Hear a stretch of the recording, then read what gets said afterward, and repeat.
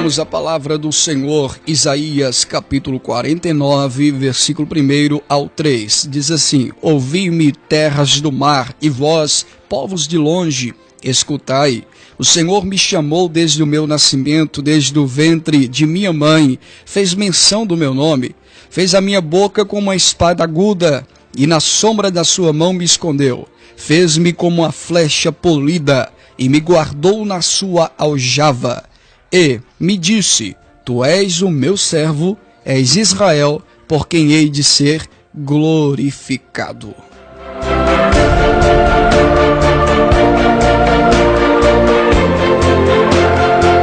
Olha, queridos, no meio de tantos falsos servos de Deus, no meio de tantos falsos mestres, falsos profetas, o que é esperado de uma nação, de um povo, de uma igreja, de pessoas, é verdadeiro servo, né? É verdadeiros homens de Deus. E o livro de Isaías, ele nos revela as três características de um verdadeiro servo de Deus, as características de um verdadeiro homem de Deus. Para isso, nós precisamos entender qual era o livro e como foi escrito o livro de Isaías. O livro de Isaías é tido por alguns como o quinto evangelho da Bíblia, porque é a fonte para mais de 400 citações no Novo Testamento. O livro de Isaías é endereçado para três cenários diferentes na história humana. Primeiro, na vida de Isaías, nós encontramos do capítulo 1 ao capítulo 39 a história de Isaías. Segundo, dentro do exílio de Israel, nós sabemos que o povo judeu viveu durante 70 anos no cativeiro.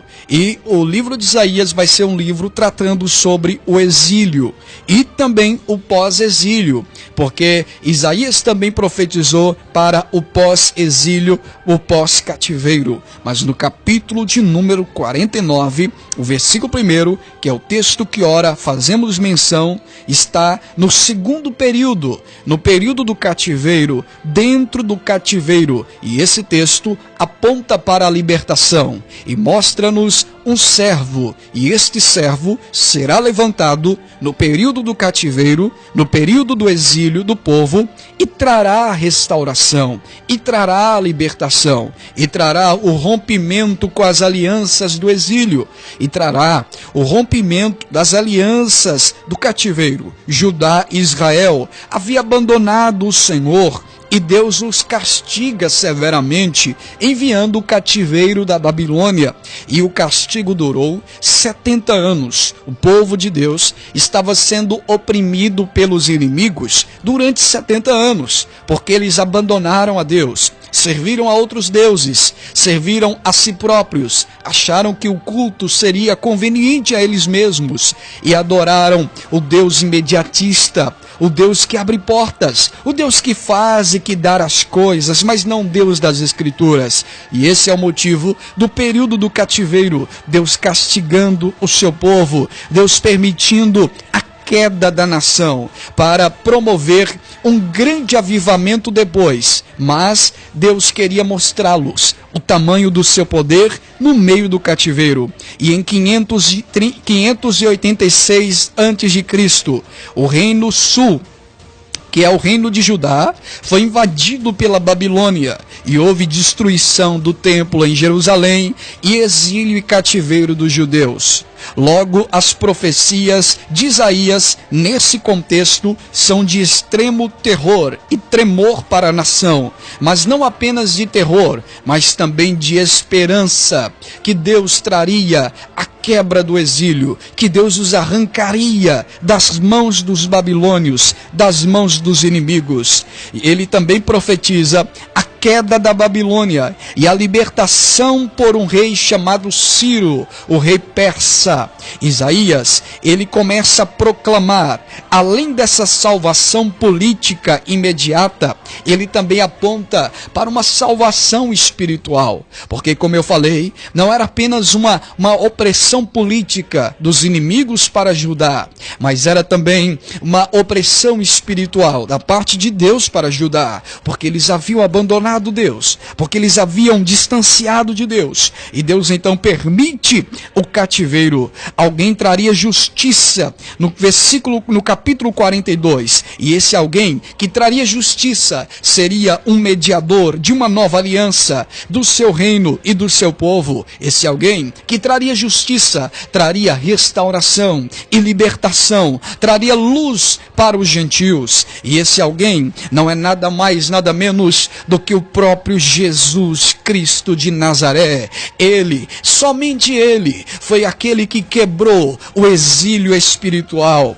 Esse homem que será o libertador da nação, remiria o pecado do seu povo e quebraria as alianças do exílio. Ele seria, no capítulo 50, o servo sofredor, e no capítulo 53, ele daria a sua vida, ao ponto de ninguém dar crédito à sua pregação, mas ele, como o cordeiro mudo, seria levado pelas mãos dos seus tosqueadores. Tudo isso para quebrar esta aliança de exílio, esta aliança de cativeiro da nação por causa da sua desobediência. Logo, o texto que nós lemos está falando de um libertador. O texto que ora lemos está falando de um servo que traria restauração, remissão, restauração e libertação. Esse texto está falando de um servo sofredor. O seu nome é Cristo, o nosso Senhor. E o versículo 1 do capítulo 49 mostra que é o anúncio desta grande mensagem, a mensagem da salvação. Ouvi-me, terras do mar, e vós, povos de longe, escutai. O Senhor me chamou desde o meu nascimento, e desde o ventre de minha mãe fez menção do meu nome. Aqui está falando do anúncio e do prenúncio da mensagem de libertação. Há um paralelismo aqui. Terras do mar e povos de longe, nos deixa claro que a mensagem não é somente para Israel, mas a mensagem também é para outras nações, as nações além do mar, outras nações na face da terra. E esse texto, quando usa a palavra ouvi-me, ó terras, está dando para nós uma palavra de advertência, uma palavra de atento. Escutai-me, ou seja, não somente ouvir, mas também escutar com atenção esta mensagem que é importante, esta mensagem que é advertente, esta mensagem que é o prelúdio, que é o anúncio, que é o início de uma grande era, de um grande tempo, de uma grande restauração, de uma grande libertação. Esse texto começa a dar para nós 3 características deste homem que virá para libertar, 3 características deste homem que virá para tirar esta opressão de exílio. E a primeira característica de um verdadeiro redentor é que ele é chamado por Deus. Versículo 1 diz assim: ouvi-me, terras do mar, e povos longe, escutai-me. O Senhor me chamou desde o meu nascimento, desde o ventre de minha mãe, fez menção do meu nome. Primeira característica de um redentor é que ele é chamado por Deus. Ele nasce não como a encarnação humana, mas como a encarnação divina, a encarnação do Verbo. Esse texto está fazendo menção do nome do Senhor, quando diz que ele foi chamado pelo seu nome. O Senhor me chamou desde o ventre, e desde o ventre fez menção do meu nome. Sabe o que esse texto está dizendo? Esse texto está dizendo que aquele que chamou esse servo o deu autoridade para libertar, fez menção do seu nome, ainda desde o ventre da sua mãe, para cumprir uma missão de chamado por Deus e não pelos homens. Este é o verdadeiro servo, este é o verdadeiro anunciador, este é o verdadeiro pregador, este é o verdadeiro pastor das ovelhas, este é o verdadeiro servo de Cristo, aquele que prega não a sua mensagem mensagem, mas a mensagem do seu anunciador, a mensagem do que o comissionou para uma grande obra. O verdadeiro chamado de Deus, ele é chamado desde o ventre, predestinado para a salvação desde a eternidade, porque esta chamada não começou com os homens, começou com Deus, não começou no tempo, começou na eternidade, não começou com os homens, começou com Deus, não começou na terra, mas começou no céu, no coração e na mente de Deus. E a primeira característica, senhoras e senhores, é que o verdadeiro chamado, ele tem um chamado específico, um chamado de Deus, de proclamar, de promulgar, de pronunciar a mensagem do Evangelho. A mensagem, ele começa dizendo: ouvi-me, terras do mar, e vós, povos de longe, escutai-me. Escutai-me o quê? O Senhor me chamou desde o ventre, e desde o meu nascimento fez menção do meu nome. Primeira característica de um servo de Deus é a primeira característica de Cristo. Ele foi chamado por Deus desde o ventre. Segunda característica, meus irmãos, de um verdadeiro servo de Deus, é que esse servo é alguém preparado por Deus. No versículo 2, vai falar sobre isso. E fez a minha boca como espada aguda, e na sombra da sua mão me escondeu, e fez-me como a flecha polida, e me guardou na sua aljava. Sabe o que esse texto está dizendo? Esse texto está dizendo que a boca desse que foi chamado é como a espada aguda, que fere, que até mata, mas que traz avivamento. Alguém preparado, espada afiada, fala de preparação. Flecha polida, fala de preparação. Duas figuras, espada e flecha, apontam para a luta que aguarda o grande servo, a cruz, a redenção, a regeneração. O Messias teria que enfrentar a espada, teria que enfrentar a flecha, a luta travada no seu falar, porque a sua boca será como espada aguda e afiada. Jesus enfrentou uma luta quando pronunciou o Evangelho, porque aquele que prega o Evangelho, a verdade, ele enfrenta luta, porque as pessoas não querem ouvir o Evangelho. É espada, é flecha polida, é flecha, é espada afiada. Então ninguém quer ser ferido pela mensagem do Evangelho, mas o verdadeiro servo, a sua boca é espada, a sua boca é flecha, a sua boca anuncia a pregação do Evangelho. E essas figuras apontam para a sua boca, porque a flecha vem da boca e a espada vem pela palavra, vem pela boca. Ou porventura não é a palavra de Deus, como espada de dois gumes, afiada, que penetra ao ponto de dividir a alma e o espírito, juntas e medulas. Eles queriam pegar Jesus pelas suas palavras. Repare no Evangelho, os fariseus, escribas, saduceus queriam pegar Jesus pelas suas palavras, porque as palavras de Jesus eram uma flecha polida, as palavras de Jesus eram uma espada afiada.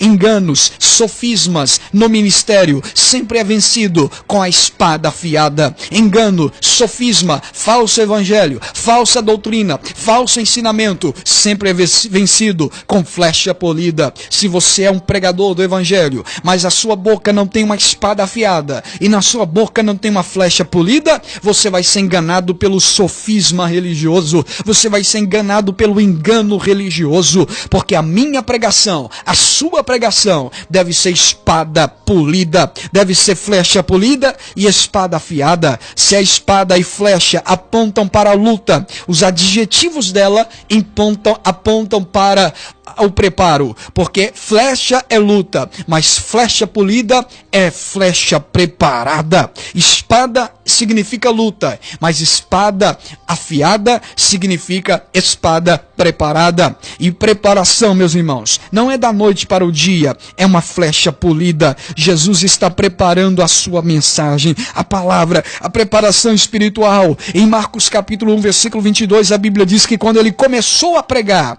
Todos se maravilharam com a sua doutrina, com a autoridade que ele pregava a verdade, com a autoridade com que ele pregava a mensagem das Escrituras. Terceiro ponto, para a gente encerrar. Terceira característica de um verdadeiro servo de Deus. A primeira característica é que ele é chamado por Deus. A segunda é que ele é preparado por Deus. E a terceira característica é que ele é guardado por Deus. Ainda no versículo de número 2 diz que a flecha polida está guardado na sua aljava. Isto aqui mostra, a forma dos verbos no original nos mostra que Deus tem os seus meios de esconder, de ocultar, de proteger os seus servos, até no momento exato de mostrá-los, de expô-los, de anunciá-los. A flecha está na aljava, fica oculta até o momento de ser usada. Quando a flecha está guardada na bolsa do flecheiro, que é chamada de aljava, ela está oculta e está ali se preparando para o dia do ataque, para o dia a ser usada. Assim foi com Cristo até os seus 30 anos, dentro da aljava, guardado para o dia do ataque, para o dia da redenção, para o dia da redenção da nossa alma. Após isso, ele se manifesta de forma pública e efetua o seu ministério. No versículo 3, para a gente encerrar, o servo, ele não apenas está guardado por Deus, mas ele é de Deus. O versículo 3 diz assim a palavra do Senhor: e me disse, tu és o meu servo, és Israel, por quem hei de ser glorificado. O servo é de Deus. E se o servo é de Deus, se a obra é de Deus, ela vai prosseguir. Se o reino é de Deus, ele vai se encarregar de estar na frente da batalha. A propriedade é dele. O verdadeiro servo não teme a homens e nem a morte por pregar a verdade, porque ele é de Deus. E isto é uma aplicação para nós nessa manhã. Cristo é o modelo do ministério. Se você quer ser um verdadeiro servo, você deve ter essas três características, porque são as três características do nosso Senhor e Salvador Jesus Cristo.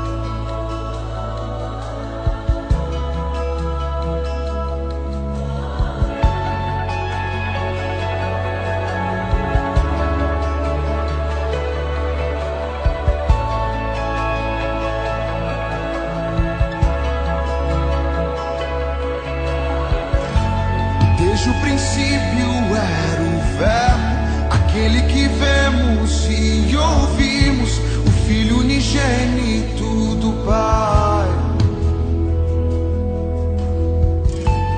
Tu és o meu amado Filho, não meu querer, mas sim o teu. Maravilhados nos rendemos.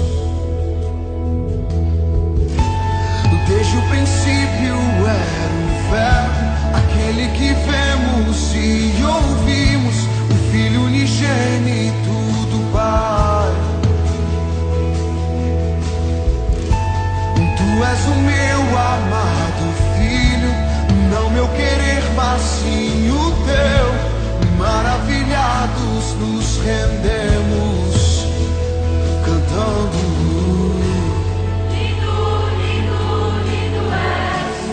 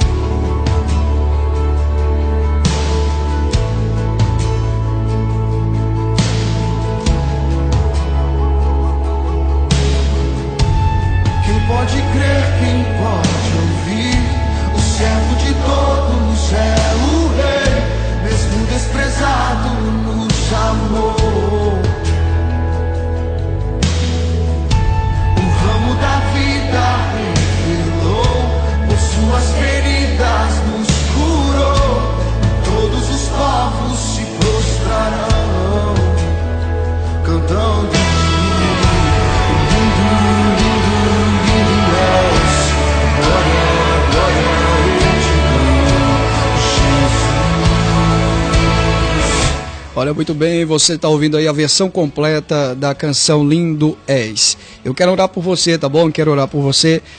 No próximo sábado nós retornaremos com essa programação. Eu oro já fechando esta programação nesta manhã. Ó Jesus, a minha oração a Ti é que o Senhor alcance cada casa, cada lar, cada vida, cada coração que ouviu a mensagem do Evangelho, está se constrangendo, se arrependendo e recebendo a mensagem. Ó Deus, eu Te louvo por isso. Eu Te agradeço por esta emissora, por esta rádio. Ó Deus, Te agradeço e quero pedir ao Senhor a graça e o favor do Senhor, de acordo à Tua vontade, sobre cada um, que essa programação seja para nos conformar à imagem do Seu Filho e que possamos ser mais parecidos com Ti, Jesus, através dessa programação. Que de alguma forma o Teu nome receba glória através desta programação e desta emissora. Em nome de Jesus nós oramos e Te agradecemos. Amém.